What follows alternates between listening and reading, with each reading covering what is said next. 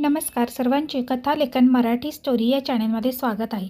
आज आपण पाहणार आहोत त्या कथेचं नाव आहे वाडा आणि भाग पहिला. लेखक आहेत कनिष्क हिवरेकर. जर याआधी तुम्ही आपल्या चॅनेलला सबस्क्राईब नसेल केलं तर अशाच कथा पाहण्यासाठी नक्की आपल्या चॅनेलला सबस्क्राईब करून घ्या. आता वळूया आपण कथेकडे. लालपरी शासनाने नेमून दिलेली जनतेच्या सोयीची परिवहन बस मे महिन्याच्या भर उन्हाळ्याच्या दुपारी कडक उन्हात रस्त्यावर धावत होती.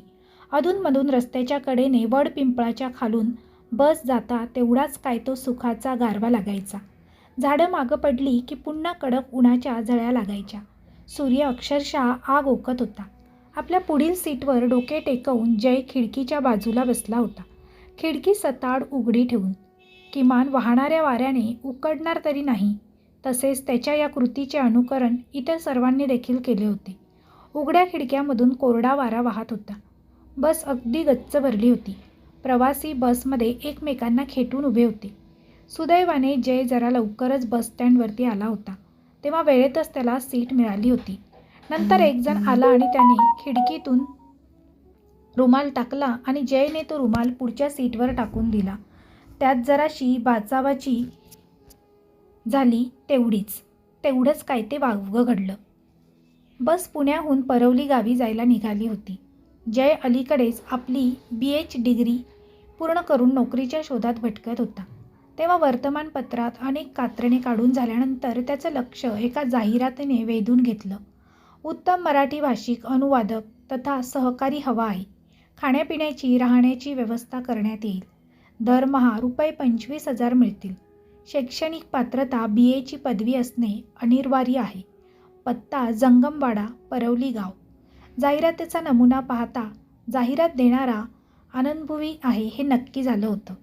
एवढी भरघोस रक्कम पाहून कोणाचेही डोळे का फिरणार नाहीत. शिवाय खानावळ आणि राहायची व्यवस्था त्यांच्यातर्फे. सोन्याहून पिवळं. जय तर एका पायावर तयार झाला.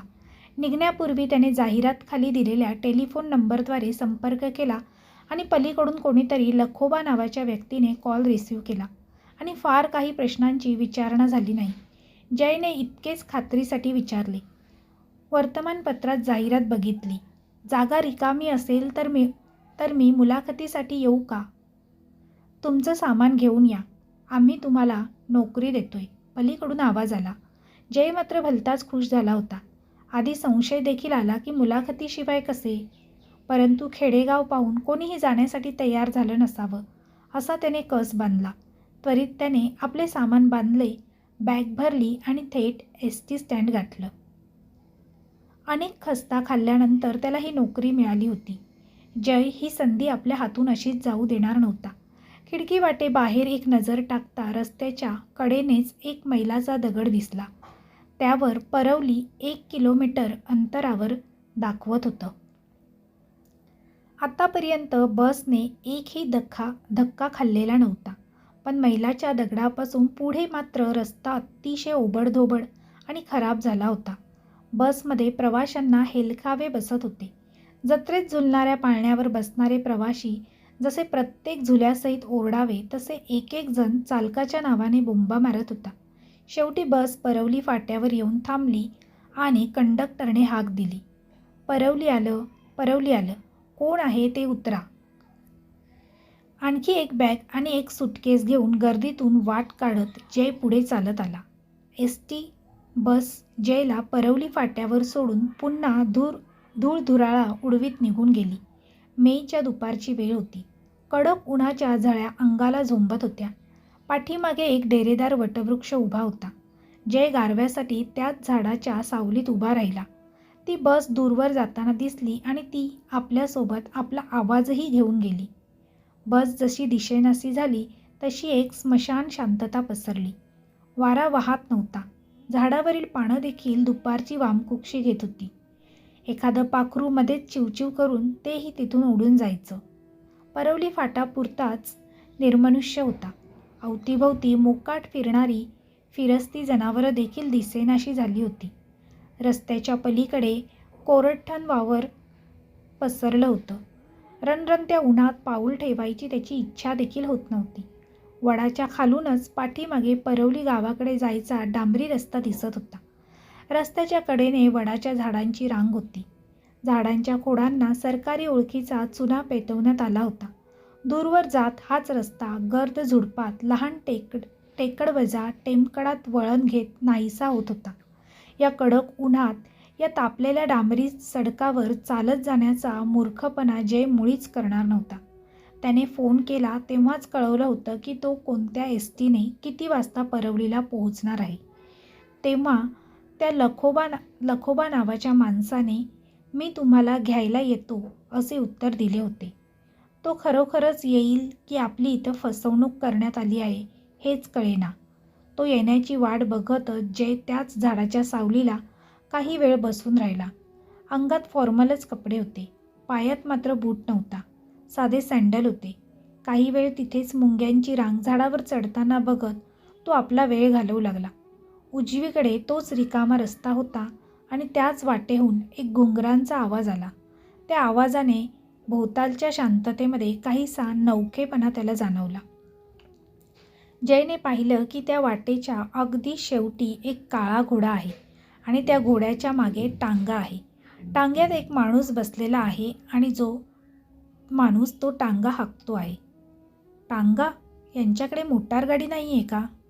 असो, हाच तो लखोबा दिसतोय, तो मनातल्या मनात म्हणाला. टांग्यात बसलेला चालक मात्र फोनवरती झालेल्या संभाषणातील आवाजाशी जुळणारा नव्हता. कदाचित हा गावातलाच कोणीतरी टांगावाला असावा, ज्याला 4-5 पैसे देऊन इथं फाट्यावर पाठवण्यात आला असावा, मनोमन जयने विचार केला. टांगेवाला फाट्यावर येऊन ठेपला आणि येताच त्याने एक कटाक्ष वडाखाली बसलेल्या जयवर टाकला आणि म्हणाला, जंगम वाड्यावर जायचं नवं? जय म्हणाला, हो. जयने होकार दिल्यानंतर तो टांग्यातली माणूस म्हणाला, चला चला, घाई करा, मला अजून बी कामं आहेत, असे तो जयला म्हणाला. जय जागचा उठून उभा राहिला आणि त्यानेही त्वरित आपलं सूटकेस आणि बॅग त्या टांग्यात टाकली आणि मागोमाग तोही चढून टांग्यात बसला. टांगेवाल्याने घोडं जागेवर वळवले आणि टांगा परवलीच्या रस्त्याला लागला. बघता बघता त्याच लहान सहान टेकड्या जवळ आल्या आणि त्यातून वळण घेत टांगा आत शिरली. दोन्ही बाजूने 20-30 फूट उंच टेकड्या होत्या. त्या पल्ल्याड नक्कीच रान किंवा शेत असायला हवं होतं. उन्हाळ्याने आजूबाजूला झुडपं सुकून फक्त पाचोळा आणि काड्या उरल्या होत्या. मोठी झाडं जशी की आंबा, वड, पिंपळ आणि बाभळी दोन्ही टेमकडाहून रस्त्यावर कमानीगत झुकली होती. मक्का रस्ता वळणावरच संपला होता. हा कच्चा रस्ता होता. झाडांनी घेरलेली ती अरुंद अशी वाट होती. पुढे जात जात झाडांच्या सावल्या गर्द झाल्या. वाटेवर चक्क झाकळून आलं आणि उन्हापासून जरा मुक्ती मिळाली. जय टांग्यावाल्याशी शब्दानेही बोलत नव्हता. टांग्यावाल्याला फारच घाई झालेली दिसत होती. पुढे जात याच कच्च्या रस्त्याला एक उजव्या अंगाला पक्का रस्ता जोडलेला दिसला. त्या रस्त्यावर एक पाटी लागली होती, परवली गाव. त्याखाली एक बाण दाखवण्यात आला होता. टांगा या दिशेने न वळता थेट पुढे निघून गेला. गाव तर मागे राहिलं, जय त्या टांग्यावाल्याला म्हणाला. तेव्हा तो म्हणाला, जंगमवाडा तिकडं नाही, पुढं आहे. टांगेवाला म्हणाला आणि पुढे काही अंतर जात गर्द, औदुंबर, वड अशा भव्य भव्य झाडाच्या महाबली वृक्षरक्षकांनी घेरलेल्या वाडा त्याच्या नजरेस पडला. दगडी बांधकाम, पांढऱ्या खिडक्या, वर लालभडक कौलारू छत. शेवग्याच्या शेंगाचं एक भलं मोठं झाड वाड्यावर निजलं होतं. त्याची फुलं आणि शेंगा लाल कौलावर सांडली होती. वाड्याच्या पाठीमागे देखील वाड्याहून उंच निलगिरी झाडं वाढली होती. ही जागा अगदीच अडवळणी होती, गावापासून तुटक आणि विरान जागेवर. वरतून सूर्याचा प्रकाश देखील पडणे असंभव दिसत होते. वाड्याच्या बाहेरच एक दगडी भिंतीचे कुंपण होते. कुंपणाच्या मधोमध छाती इतके लाल फाटक होते. त्या लालभडक फाटकाच्या आतमध्येच लाल कागदी फुलांचे शोभेचे झाडही होते. एकीकडे काम न झालेला चाफा चहूओतर मातला होता. टांगेवाल्याने टांगा फाटकवर आणून थांबवली आणि जय आपलं सामान उतरवून खाली ठेवेपर्यंत तो तिथून निघूनही गेला. कमाले, पैसे पण घेतले नाही, तो म्हणाला. जय साहेब, आवाज आला. हा आवाज मागून आला होता. वाड्यामधून कुंपणाच्या पलीकडून जयला आवाज आला होता. त्याने मागे वळून पाहिलं.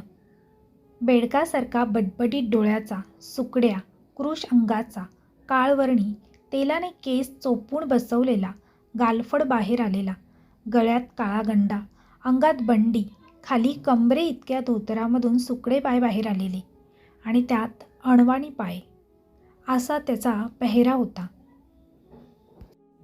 नीरव आणि भकास शांतता होती त्या वाड्याच्या भोवताली. सर्व वृक्षावळ अशी शांत उभी होती. स्मशान, शांतता. फाटकापासून वाड्याच्या दारापर्यंतचे अंतर फार दूर नव्हते. त्या पायवाटेच्या भोवताली उभा चाफा आणि कागदी फुलांची झाडी मात्र जयला आपल्या प्रत्येक वाढत्या पावलागत पाठलाग करत आहे असे भासत होते. वाड्याच्या पायऱ्या दगडी होत्या. 3 पायऱ्या चढून वरती जाताच डावी उजवीकडे दोन्ही बाजूने ओसरी होती.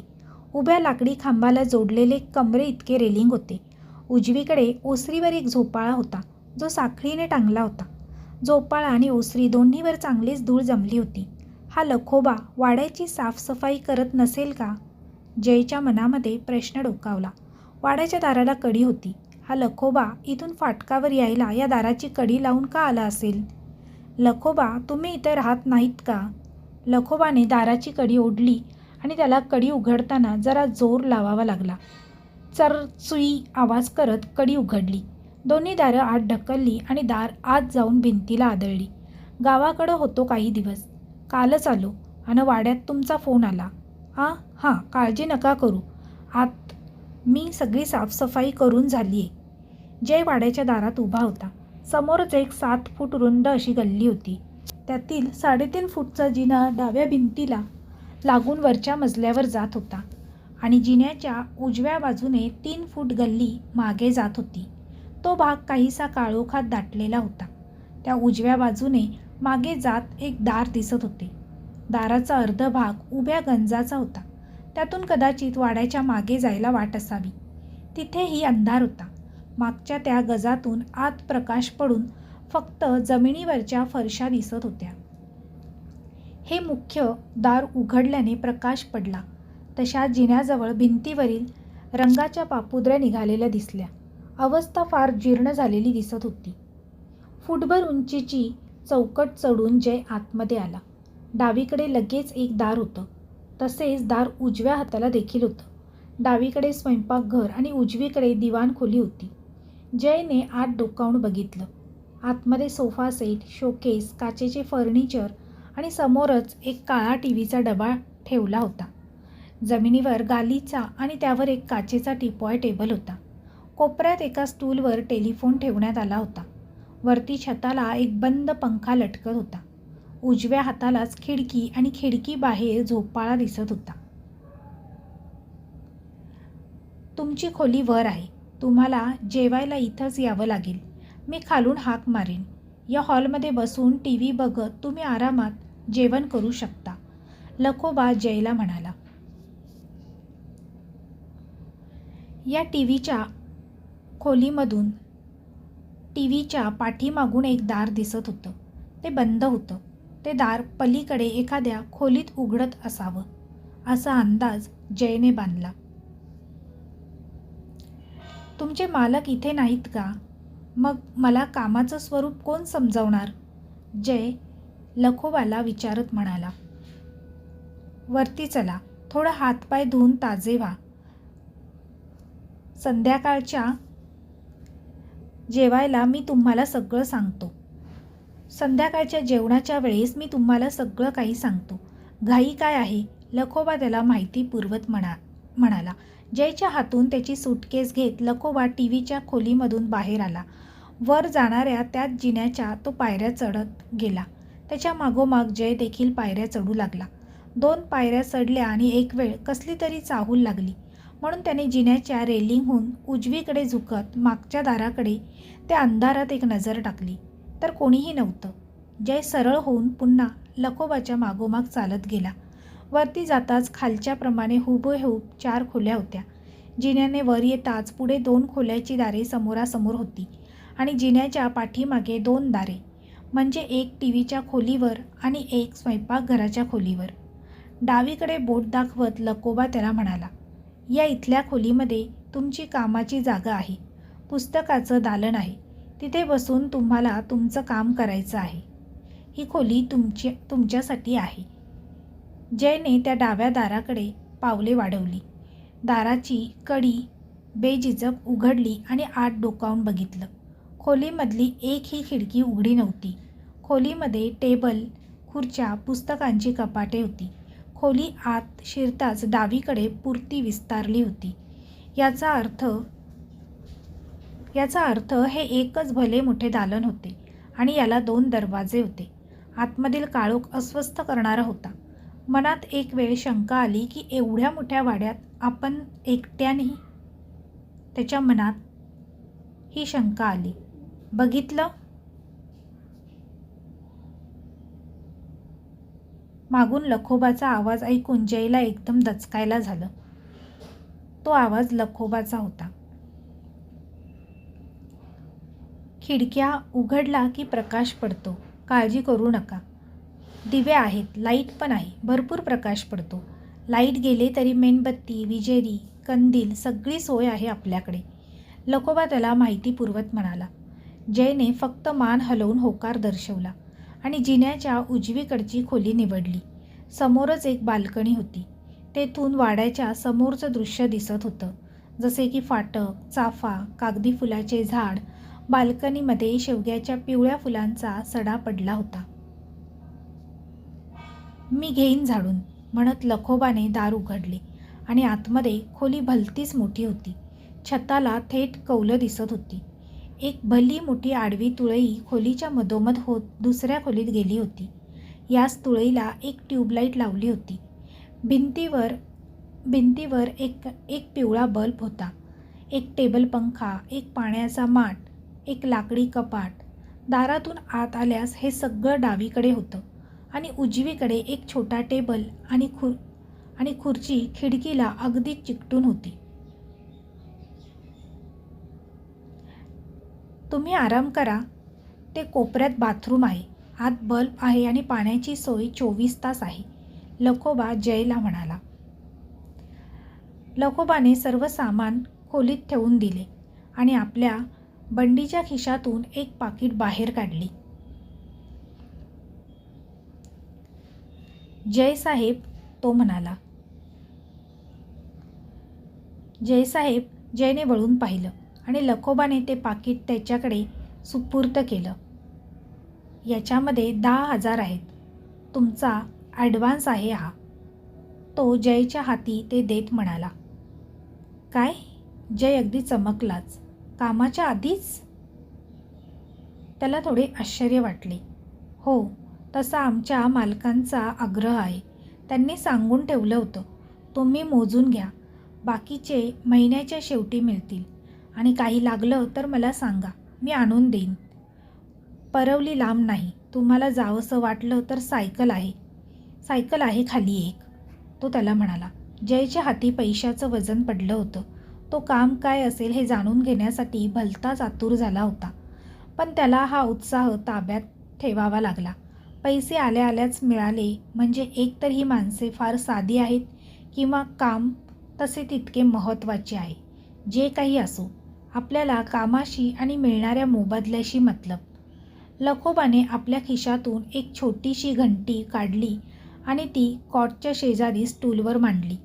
काही गरज लागली तर ही घंटी वाजवा, मी येईन. लखोबा जयला म्हणाला. जेवायला हाक मारतो आता, असे सांगून तो तिथून निघून गेला. जयने सुटकेस आणि बॅग तिथेच कॉटवर मांडली आणि हातपाय धुवायला तो निघून गेला. फ्रेश होऊन तो बाहेर आला. एक टी-शर्ट, एक नाईट पॅन्ट अंगावर चढवून तो पलंगावर वामकुक्षीसाठी पडला आणि केव्हा त्याला त्या मऊ गादीवर झोप लागली त्याचं त्याला देखील समजलं नाही. जागा नवीन होती पण शांत होती. काहीतरी होतं जे मनाला वेगळं वाटत होतं. काहीतरी वेगळेपण इथे नक्की त्याला जाणवत होतं. संध्याकाळी जेव्हा झोपेतून जयला जाग आली तेव्हा डोळे उघडताच खोलीमध्ये गारवा, काळोख आणि एकटेपणाची जाणीव झाली.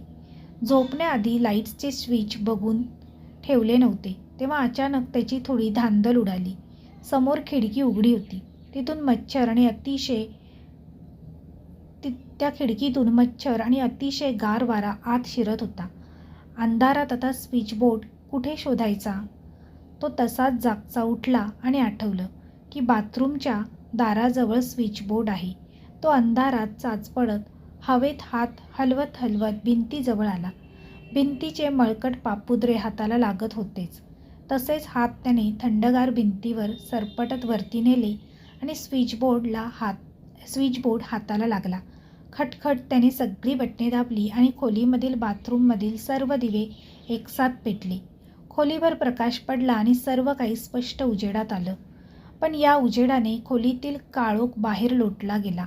त्या उघड्या खिडकीच्या पलीकडे आणि उघड्या दाराच्या पल्ल्याड जीवघेणा काळोख दाटून आला होता. दाराच्या बाहेर जणू काही दुसरं जग आहे. जणू अंतराळाचा अनंत काळोख आहे. जणू एक खोल गहिरा डोह आहे तिकडे अंधाराचा, असे वाटत होते. जर चौकटीतून बाहेर पाय टाकला तर आपण आत्ता त्यात पडू आणि सदा करता नामशेष होऊन जाऊ, असे अगदी वाटत होते. तरी देखील त्याने दरवाजाजवळ येण्याची हिंमत केली. चौकटीवर हात टेकवून जयने बाहेर डोकावून बघितलं. कॉरिडॉर मधोमध जिना दिसत होता. जिन्याच्या खालून पिवळा उजेड वर येत होता. म्हणजे नक्कीच लखोबाने खालील दिवे लावले असणार. अचानक एक सावली त्याला जिन्यामध्ये हलताना दिसली.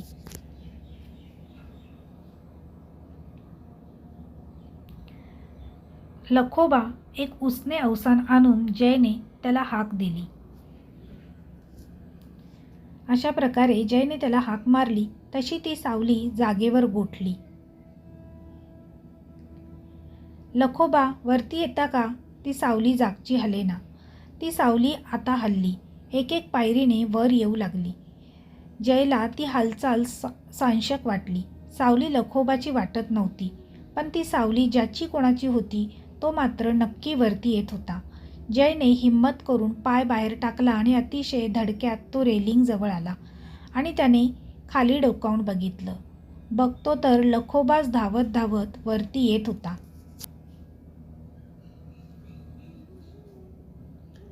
जयसाहेब, माफ करा. टीव्हीचा आवाज चालू होता. चित्रहार लागलं होतं. स्वयंपाक झालाय तयार. तुम्ही झोप झाली असेल तर चूळ भरून या जेवायला. हॉलमध्ये बसून जेवूया टीव्ही बघत, असे लखोबा जयला म्हणाला. नाही थांब, मी पण येतो तुझ्यासोबत, असे म्हणत तो त्यांच्यासोबत गेला. एकट्याने मागून जाणे जयला देखील भय घालणारे होते. त्याला तो धोका नको होता. जय जेव्हा खाली आला तेव्हा टीव्हीच्या आवाजाने त्याला माणसात असल्याची भणक लागली. तो हॉलमध्ये आला आणि टीव्ही बघत सोफ्यावर टेकला. तेव्हा डावीकडे उघड्या दारातून स्वयंपाकघरामध्ये त्याला लखोबाची हालचाल दिसत होती. लखोबाने 2 ताटं तयार केली आणि स्वयंपाकाच्या खोलीतून थेट हॉलमध्ये तो ती ताटे घेऊन आला.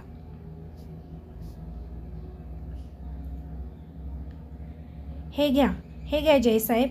भाकरी, शेवग्याची भाजी, वरण भात आणि लोणचं. तो ते ताट जयसमोर ठेवत त्याला म्हणाला. वाफाळते जेवण त्याने जयच्या समोर टिपॉय टेबलावर मांडले. तो स्वतः आपले जेवण घेऊन तिथेच चटई अंथरून खाली बसला. दोघांनीही टीव्हीवरती चित्रपट पाहत जेवायला सुरुवात केली. दोघेही जेवण करत होते. लखोबा, स्वयंपाक मात्र झकास झालाय. चवदार आहे अगदी जेवण, जय लखोबाला म्हणाला. त्याला ते जेवण फार आवडले. लाजवताय साहेब तुम्ही. घ्या अजून वाढू का आमटी? घ्या ना अजून, लखोबा त्याला म्हणाला. नाही, हेच पुरे झालं, जय त्याला म्हणाला. दोघांनीही जेवणं आवरून घेतली आणि लखोबाने दिवे बंद केले. दोघेही तिथेच टीव्ही बघण्यात व्यस्त झाले. लखोबाने देखील तिथेच चटई अंथरली आणि तो आडवा झाला. टीव्हीवरती चित्रपट सुरू होता.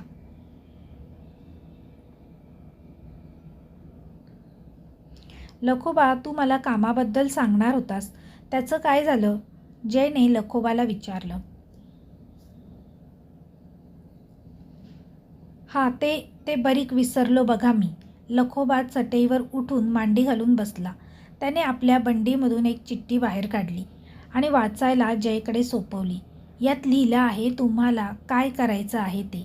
ती चिठ्ठी जयकडे देत लखोबा म्हणाला. जयने ती चिठ्ठी उघडली आणि वाचायला सुरुवात केली. टीव्हीच्या उजेडात वाचणे कठीण होते. पुस्तकालयाच्या खोलीमध्ये तुमच्या कामाची सुव्यवस्था करून देण्यात आलेली आहे. काही ग्रंथ आहेत, त्यांची यादी खालीलप्रमाणे आहे. त्या ग्रंथामधील पान क्रमांक ग्रंथाच्या नावापुढे लिहिले आहेत. परिच्छेद कितवा ते देखील नमूद करण्यात आले आहे. आपणास फक्त त्या ग्रंथामधील प्राचीन प्राकृतिक मराठीचे अनुवाद साध्या आणि सोप्या भाषेत करावयाचे आहेत. त्याखालील काही ग्रंथांची नावे नसून जयला ते जरा नवल वाटलं. तिथे नावे नव्हती तर कपाट क्रमांक 1, ओळ क्रमांक 4 असे काही आकडे लिहिण्यात आले होते. म्हणजे हे त्या ग्रंथाची शेल्फमधील जागा होती तर त्यांचे नाव नव्हते. घाईघाईमध्ये हा मजकूर लिहिण्यात आला होता हेही दिसत होते, कारण अक्षर ही अशुद्ध आणि घाईघाईने लिहिल्याप्रमाणे आढळून आले. जयने ती चिठ्ठी आपल्या खिशात ठेवून दिली.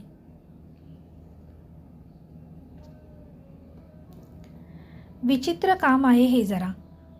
विचित्रच आहे तर हे काम जरा. इतकेच बोलून त्याने लखोबाकडे पाहिलं. लखोबा चक्क आडवा होऊन घोरायला लागला होता. जय मात्र एकटाच टीव्ही समोर बसून होता. हा तर झोपला, जय मनातच म्हणाला. जयच्या पाठीमागे खिडकी उघडी होती. तेथून थंडगार हवा मानेला शिवत होती आणि त्या हवेसोबत एक आवाज वाहत आला होता. जयची मान हळूवार आपल्या खांद्याकडे आणि पुन्हा पाठीमागे वळत गेली आणि त्याने खिडकीत पाहिलं. चर चर चुई अशा प्रकारचा आवाज तिथून येत होता. खिडकीच्या बाहेर ओसरीवरील त्या झोपाळ्याचा हा आवाज होता. तो झोपाळा पुढे मागे आपसूक झुलत होता आणि त्या झोपाळ्यामधूनच अशा प्रकारचा आवाज येत होता. त्या वाड्याचे नक्की काय रहस्य होते आणि त्या वाड्यात नक्की काय होते? जयला पुढे जाऊन कुठल्या संकटांशी सामना करावा लागला हे पाहण्यासाठी या कथेचा भाग 2 लवकरच येणार आहे. भाग पहिला आणि ही कथा जर तुम्हाला आवडली असेल तर कमेंटद्वारे कमेंट करून नक्की कळवा. कथा आवडली असेल तर तुमच्या मित्रपरिवारांसोबत शेअर करायला विसरू नका. व्हिडिओ आवडला असेल तर व्हिडिओला लाईक करा आणि शेअर करा. त्याचप्रमाणे चॅनेलला सबस्क्राईब करा. तसेच बेल आयकॉनवर क्लिक करून ऑलवर सेट करा, जेणेकरून तुम्हाला नवनवीन व्हिडिओचे नोटिफिकेशन लगेचच मिळतील. पुन्हा भेटूया अशीच एक नवीन आणि भयानक कथा घेऊन. तोपर्यंत सर्वांना धन्यवाद. Bye bye.